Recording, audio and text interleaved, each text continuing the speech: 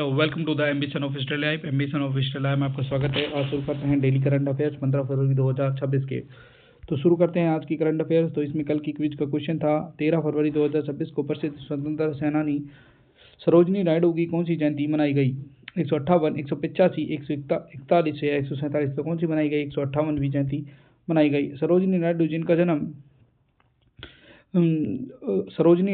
जन्म कहाँ पर हुआ था? हैदराबाद में हुआ था। 13 फरवरी 1889 को भारतीय राष्ट्रीय कांग्रेस की पहली महिला अध्यक्ष बनी। बाद में 1947 में संयुक्त प्रांत की पहली महिला राज्यपाल बनी।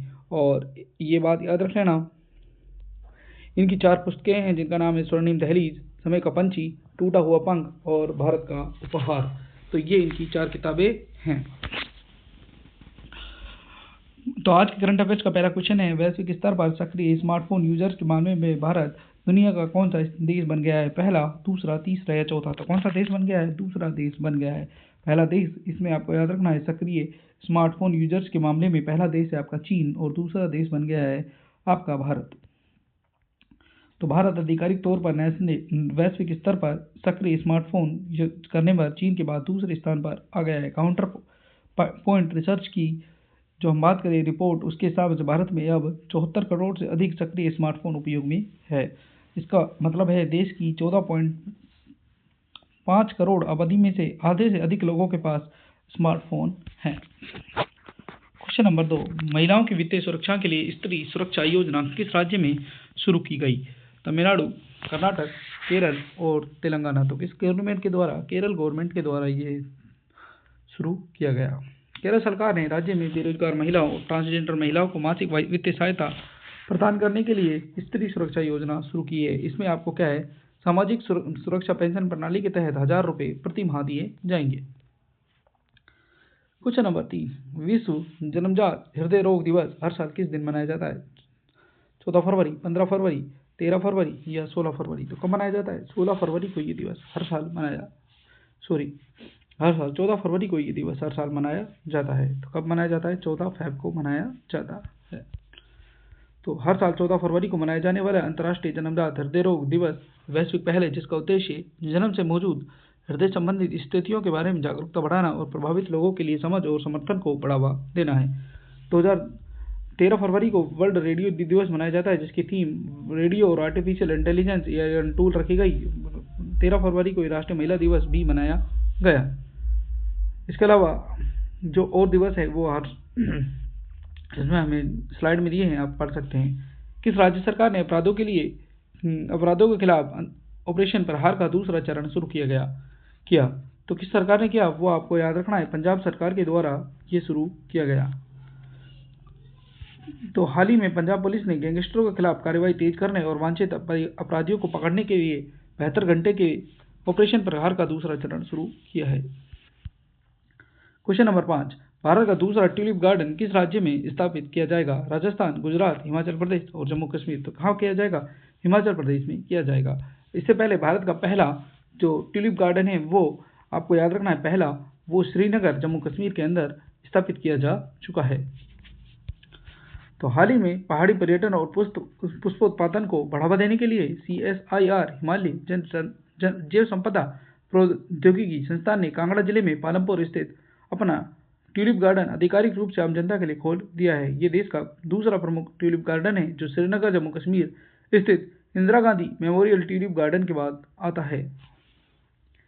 ठीक है, कब ये धौलाधार पर्वतमाला के अंदर है और 1290 मीटर की ऊंचाई पर स्थित है। इसके अंदर 50,000 से अधिक ट्यूलिप है और लाल, पीली, गुलाबी और सफेद सहित कई किस्मों का ट्यूलिप लगाए गए हैं। क्वेश्चन नंबर 6, 10 लाख करोड़ रुपए वाली मार्केट कैपिटलाइजेशन मार्क करने वाली भारत की छठी भारतीय कंपनी कौन सी बन गई है? SBI, HDFC, PNB या ICICI?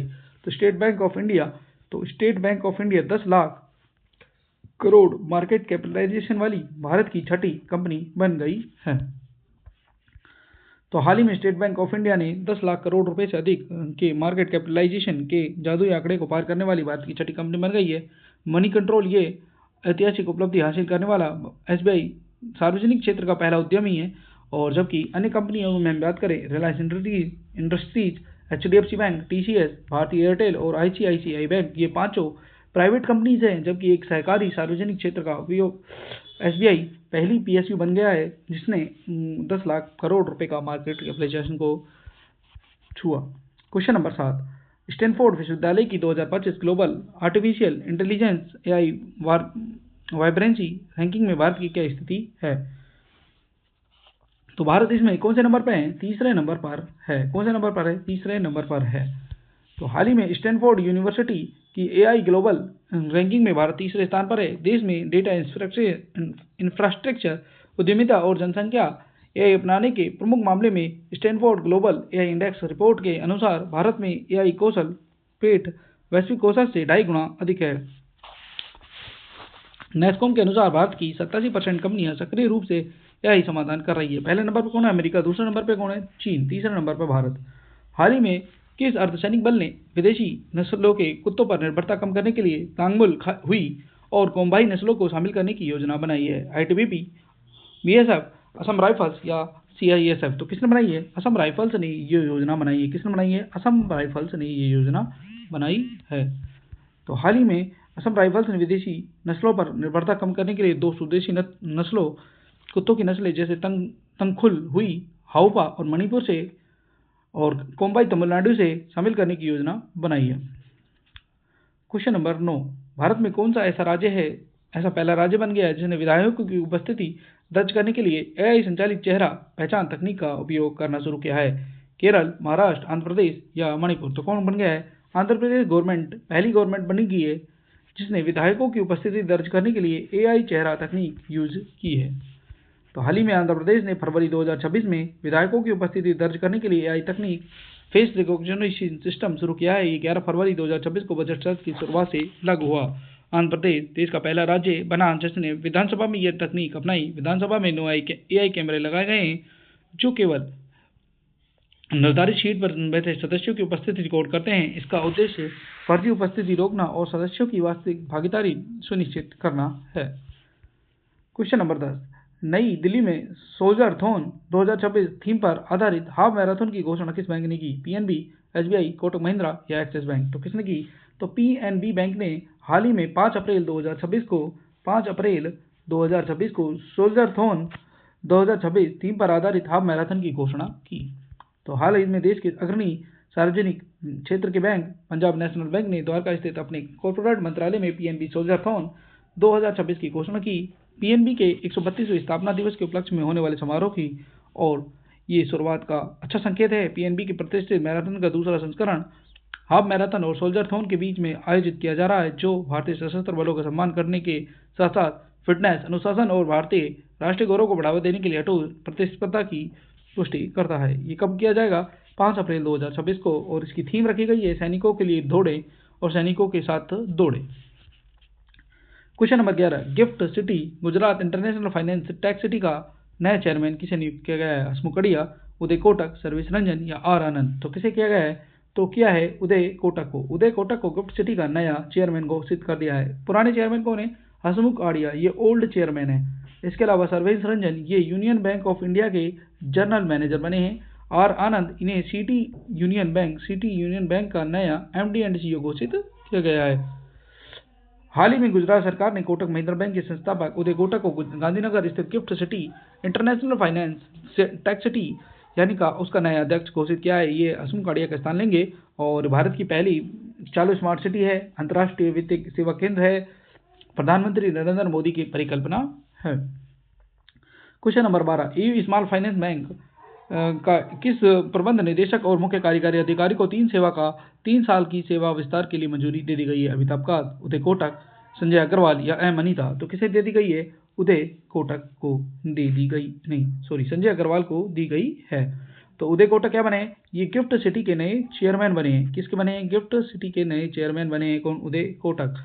संजय अग्रवाल बने EU फाइनेंस बैंक के नए MD and CEO। M Anita ये रक्षा मंत्रालय में नई निदेशक के तौर पर नियुक्त की गई है, जबकि अमिताभ कांत ये आपको पता है CEO रह चुके हैं किसके? नीति आयोग के। तो EU स्मॉल फाइनेंस बैंक ने घोषणा की रिजर्व बैंक ऑफ इंडिया ने संजय अग्रवाल को नए एमडी और सीईओ के रूप में 3 वर्ष के लिए पुनर्नियुक्ति की मंजूरी दे दी गई है। 19 अप्रैल 2026 से 18 अप्रैल 2029 तक ये प्रभावी रहेंगे। Question number 13, Asian rifle pistol championship 2026 में भारत ने कितने पदक जीते? 58, 85, 94 या 104। तो कितने पदक जीते हैं? वो टोटल भारत ने जीते 94 पदक। ये एशियन राइफल पिस्टल चैंपियनशिप 2026 में डॉक्टर करनी सिंह शूटिंग स्टेडियम नई दिल्ली में आयोजित की गई। तो हाल ही में डॉक्टर करनी सिंह शूटिंग रेंज में आयोजित एशियाई राइफल पिस्टल चैंपियनशिप 2026 में भारत ने शानदार प्रदर्शन करते हुए 94 पदक जीते, जिसमें 51 स्वर्ण, 23 सिल्वर और 20 कांस्य पदक शामिल रहे। क्वेश्चन नंबर 14, किस देश ने वैली ऑफ किंग्स में प्राचीन तमिल ब्राही इंस्क्रिप्शंस की खोज हुई? भारत, चीन, तुर्की और मिस्र। तो मिस्र की वैली ऑफ किंग्स में प्राचीन तमिल ब्राही इंस्क्रिप्शंस की खोज की हुई। मिस्र में राजाओं की घाटी में स्थित कब्रों से तमिल, ब्राही, प्राकृत और संस्कृत में मिले लगभग 30 शिलालेख प्राचीन तमिलगम भारत के अन्य भाग रोमन साम्राज्य के बीच व्यापारिक संबंधों को उजागर करते हैं। ये शिलालेख मिस्र में नील नदी के पश्चिमी तट पर स्थित राजाओं की घाटी थेम्बन नेक्रोपोलिस के भीतर पाए गए थे और इन्होंने भारतीय उपमहाद्वीप के उत्तर पश्चिमी दक्षिणी क्षेत्रों के व्यक्तियों द्वारा छोड़ा गया था। 5 मकबरों में 8 बार तमिल ब्राही नाम चिकाई कोरन मिलता है, जो कभी कभी भीतरी दीवारों पर ऊंचाई पर खुदा हुआ पाया जाता है। चिकाई शब्द संस्कृत शब्द शिखा या गुच्छा या मुकुट से संबंधित हो सकता है, जबकि कोरन तमिल मूल जिसका मतलब होता है विजय और वध से लिया गया है, जो चेरा योद्धा कोरणवई और कोरन राजा शब्द से जुड़ा है। अन्य शिलालेखों में कोपान, दस्ता, कंतन वर्ड भी देखने को मिला है।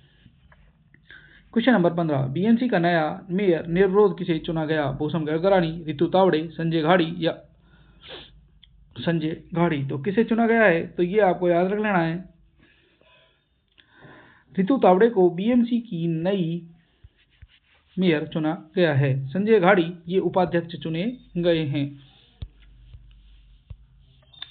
और बीएमसी को जो अब तक संभाल रहे थे वो बीएमसी के आयुक्त कौन है? वो है भूषण गगरानी।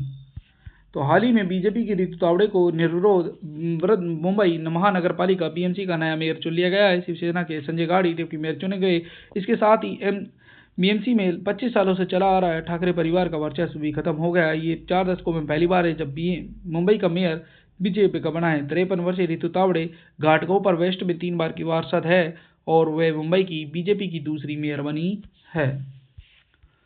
तो आज का क्वेश्चन है जिसका आंसर आपको कमेंट बॉक्स में कमेंट कर बताना है। फरवरी 2026 में किस राज्य ने अपना पहला आर्थिक सर्वेक्षण पेश किया? मध्य प्रदेश, उत्तर प्रदेश, आंध्र प्रदेश या मणिपुर? इसका आंसर आपको कमेंट बॉक्स में कमेंट कर बताना है। तो ये थी आज की करंट अफेयर्स। आई होप आपको अच्छी लगी होगी। चैनल को लाइक करें, सब्सक्राइब करें।